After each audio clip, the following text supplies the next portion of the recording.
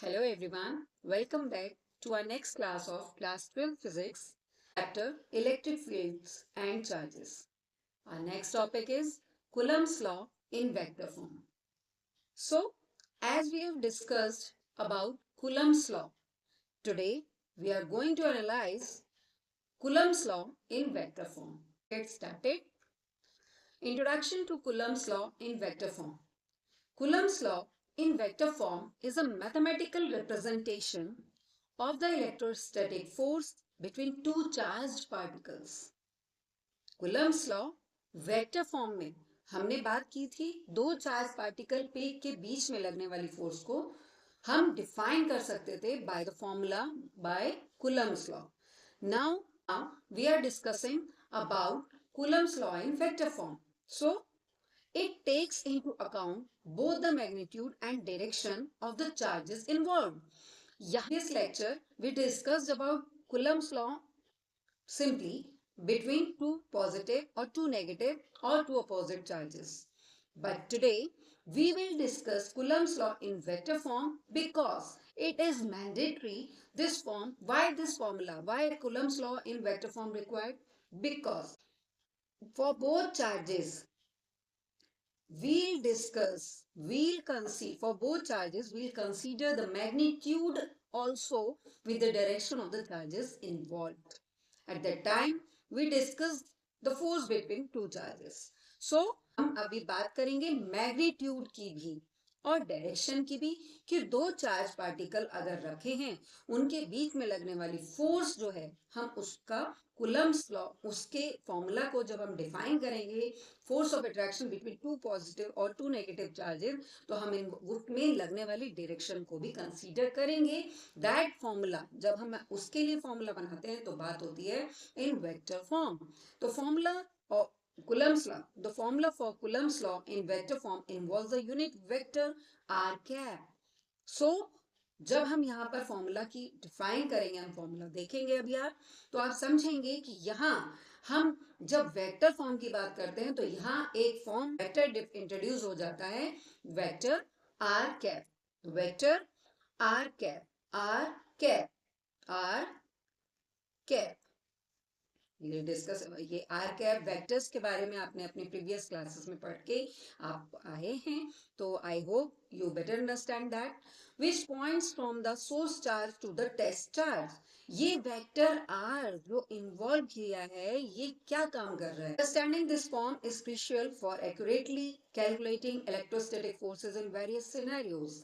इसकी जरूरत क्यों पड़ी कि हम इलेक्ट्रोस्टैटिक फोर्स कैलकुलेट करते हैं उनके बीच में लगने वाले force of vector unit vector और उनकी डायरेक्शन को कंसीडर करने की वजह से हमें ये फॉर्मूला इंट्रोड्यूस करना पड़ता है. Formula of Coulomb's law in vector form. तो आई होप आपको ये पॉइंट क्लियर हुआ होगा कि why we are discussing Coulomb's law in vector form. As we have discussed Coulomb's law simply between two charges.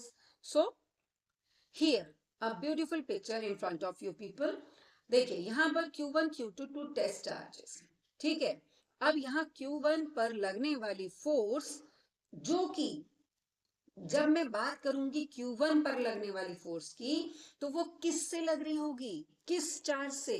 जो टेस्ट ये है source charge, ये है टेस्ट चार्ज और सोर्स चार्ज उसको पुश कर रहा है. If the charges are positive, if the both charges are positive, then Q1 पर लगने वाली जो फोर्स है due to Q2 वो पुश कर रहा है उसे बाहर की तरफ.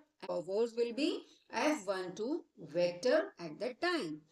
The distance between these two charges is smaller.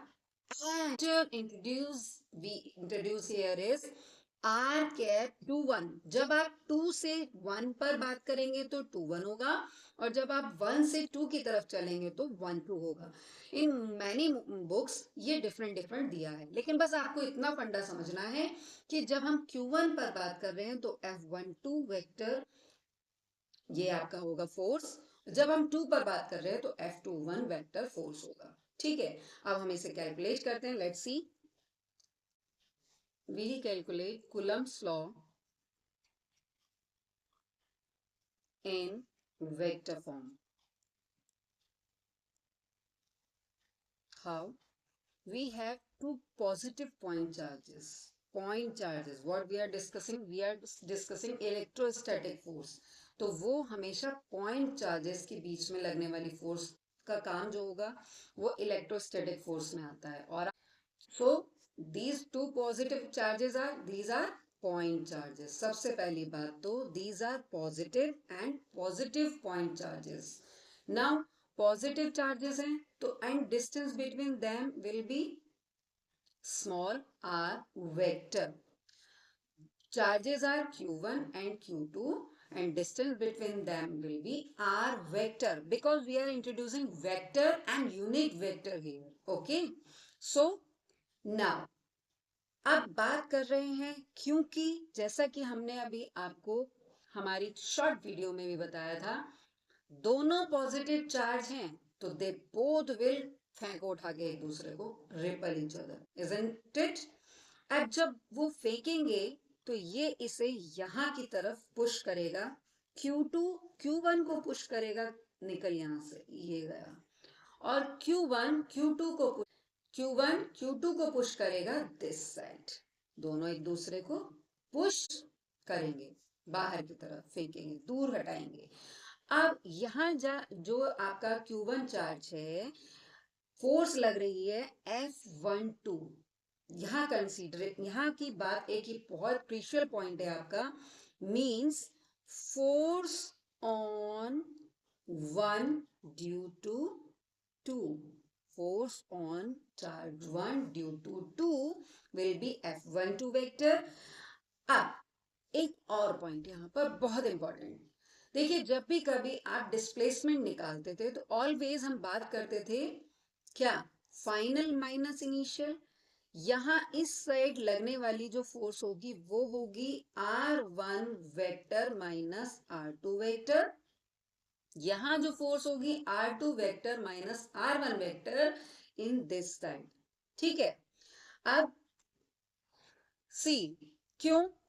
जब हमने बात की हम टोटल डिस्प्लेसमेंट निकाल रहे हैं यहाँ पे, तो Q2 तक की जो Q1 पर फोर्स लग रही है, Q1 पर ड्यू टू Q2, तो उसका क्या होगा आंसर? आपका जो डायरेक्शन है किस तरफ फेंक रहा था, ये इस साइड. Q1 Q2 को इस साइड फेंक रहा है, F21 फोर्स निकलेगी. जब Q2 Q1 को इस साइड फेंकेगा, फोर्स F12 निकलेगी. और जब वो उसको फेंक रहा है तो डायरेक्शन देखिए आप, जब मैं इस डायरेक्शन की बात कर रही हूँ, we are talking about this direction, तो यहाँ पर जो डिस्प्लेसमेंट है this is this one, R1 vector minus R2 vector. So now we'll derive the formula F12 vector we are introducing. F12 vector will be K Q1 Q2 R square. This formula is in scalar form. ये तो simply हमने scalar में पढ़ा था. अब हम बात कर रहे हैं वेक्टर फॉर्म की, और यहाँ हम इंट्रोड्यूस करेंगे unit vector. Unit vector are cap, and as you people are aware, unit vector, that is a cap is equals to a vector upon a mod, direction and magnitude. ये mod इसी को बताता है. अभी हमने यहाँ पे इंट्रोड्यूस किया, और यहाँ एक स्क्वायर आपका ये पहले था. तो डिस्प्लेसमेंट क्या है, यहाँ पर हम डिस्प्लेसमेंट क्या बोल रहे हैं, इस डायरेक्शन में लगने वाला displacement is R1 vector minus R2 vector का. अब इसका यूनिट वेक्टर निकाल रहे हैं, यहाँ भी सिंपली आएगा. अब आप सॉल्व कीजिए इसे. सी, F12 vector is equals to K Q1 Q2 upon R square, ये है ऑलरेडी. यहाँ हम यूनिट वेक्टर जो इंट्रोड्यूस किए R12 minus R1 vector minus R2 vector upon R1 vector minus R2 vector का मॉड. अच्छा, ये जो बात हो रही है R की, अब आप कहेंगे इस तरह से मैम कैसे, क्योंकि ये डिस्प्लेसमेंट है, इसको इसी से कंपेयर करेंगे. अभी हम ये अपना नेक्स्ट लाइन में हमें ये लिखना है R1 vector minus R2 vector का स्क्वायर, यहाँ R1 minus R2 vector upon R1 minus R2 एक और, तो ये एक स्क्वायर है, ये फॉर्मूला है. formula will be F12 vector is equals to K Q1 Q2 upon R1 vector R2 vector कितने हैं नीचे क्यूब हो गए स्क्वायर एंड वन यहाँ और here R1 vector minus R2 vector so this will be a formula for force on one charge 1 due to 2 similarly आप ऐसे ही calculate कर सकते हैं फॉर द नेक्स्ट वन अब आप उसमें बताइए क्या आएगा फॉर्मूला क्या बनेगा आप यहां से भी कैलकुलेट कर सकते हैं F21 vector is equals to K Q1 Q2 upon वहां हमने डायरेक्शन क्या ली थी C यहाँ हमारी डायरेक्शन क्या है सी हम जब फोर्स ऑन ट्यूब की बात करें हम force on two due to one direction कहाँ है ये है same force on two to one तो आप क्या लेंगे formula F21 vector is equals to K Q one K Q one Q two आप बताइए यहाँ पे देखिए simply R21 vector minus R1 vector whole cube mod unit vector introduce करने की वजह से R2 vector minus R1 vector ये हो गया आपका force on two due to one C और अभी हम यहाँ पर जो R इंट्रोड्यूस कर रहे हैं इसकी वैल्यू क्या है R वेक्टर यहाँ हमने क्या लिया है vector is what here R vector is equals to R1 vector minus R2 vector इसके केस में for force on one due to two और जब हम यहाँ बात करेंगे तो यही R वेक्टर जब इस फॉर्मूले की बात करेंगे तो R2 minus R1 vector R2 minus R2 minus R1 vector बन जाएगा. So my dear friends and students, here we have discussed Coulomb's law in vector form. अब इसके applications और uses क्या हैं? And then we will solve the different problems, numericals based on it. So let's move ahead. Which vector is used in the formula for Coulomb's law in vector form? I cap, J cap, R cap, K cap. I, J, K. तो three coordinates vector आप लोग पढ़ते आ रहे हैं. There will be R cap. Now, applications of Coulomb's law in vector form.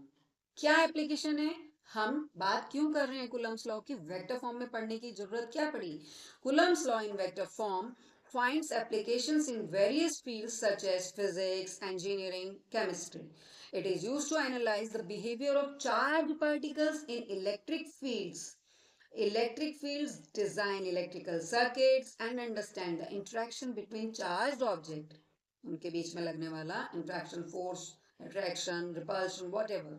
By applying this law, scientists and engineers can predict and control electrostatic phenomena in practical situation. ये इसलिए जरूरत थी देखिए हम आपको फिजिक्स पढ़ाने से पहले स्टार्ट में ही बात की थी कि कोई भी सब्जेक्ट हम पढ़ रहे हैं तो केवल ऐसे ही नहीं पढ़ रहे उसके यूजेस हैं लाइफ में तभी जाके हमें उन सब्जेक्ट की डिमांड है पढ़ने की अब यहाँ आपको पता चल गया आपने दुनिया भर के फिनोमेना तो हमारे यूनिवर्स में होते देखे हैं लेकिन उनकी बारीकियों को समझने के लिए हमें फिजिक्स जैसे सब्जेक्ट और साइंस जैसे सब्जेक्ट को उठाना पड़ा to understand the various phenomena we have to introduce these subjects so we will study तो हमें पढ़ना पड़ेगा इनको so in which period in is Coulomb's law in vector form commonly applied? Biology, geology, physics, engineering, mathematics, astronomy, chemistry or literature. You are people are more intelligent. Physics and engineering, obviously.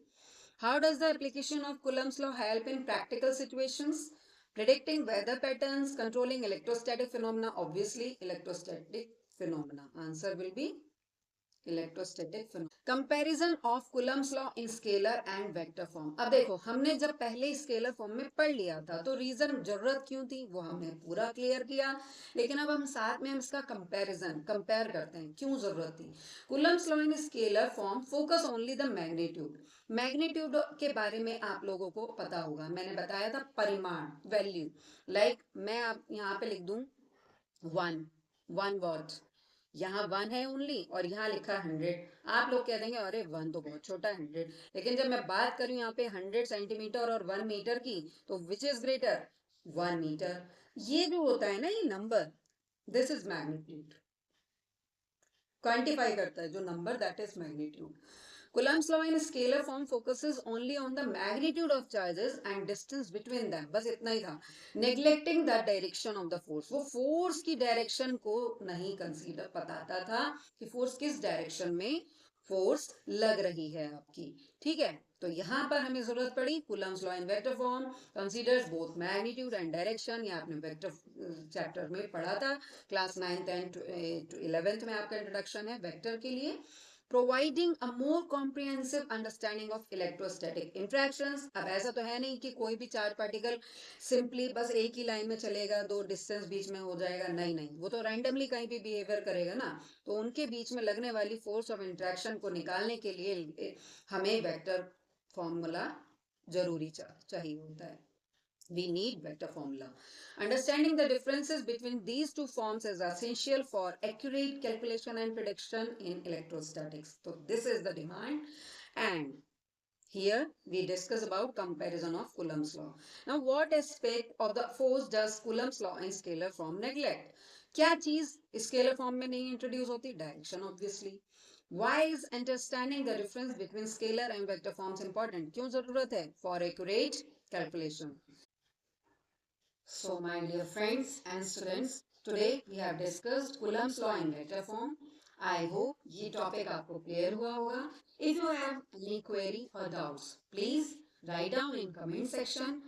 And if you want to know more, and if you want to dive more in vast ocean of physics, then please join my channel. Please subscribe my channel, like, share, and subscribe it to your friends, family, and to everyone. So, my dear friends, thank you. Have a nice day. Good day. Enjoy the topic. In our next class, we'll solve some problems regarding Coulomb's law in vector form. So, till then, stay happy and bye bye. Thank you.